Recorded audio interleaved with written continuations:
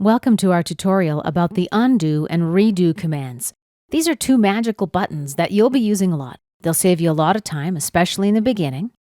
They're both located at the top of the screen. The backward arrow is undo and the forward arrow is redo. Both are grayed out because we're working with a new document. This command's going to save you a lot of time. Let's begin by creating a rectangle.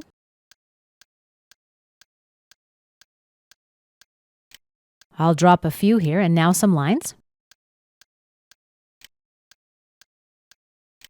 Right-click and enter to close the tool. To activate the undo command, simply type U in the command line and press enter. Keep pressing enter. This will undo one step at a time. To redo, you can type redo in the command line. To redo more than one step at a time, you can type M redo. AutoCAD asks you how many steps to redo.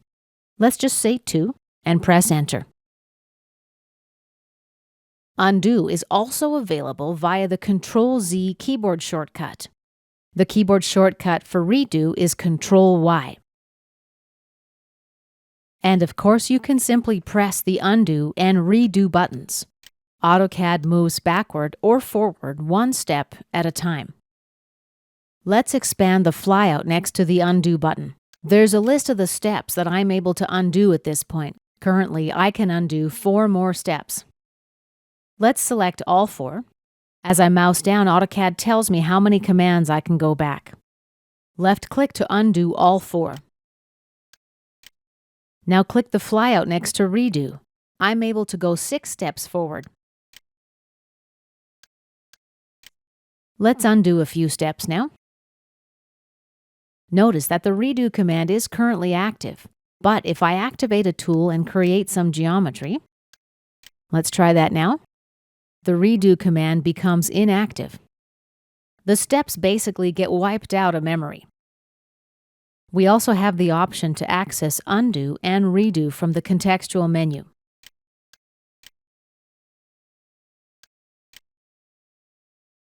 Let's activate the line command. And we'll create a few lines here. To undo the last segment, just right-click and select Undo.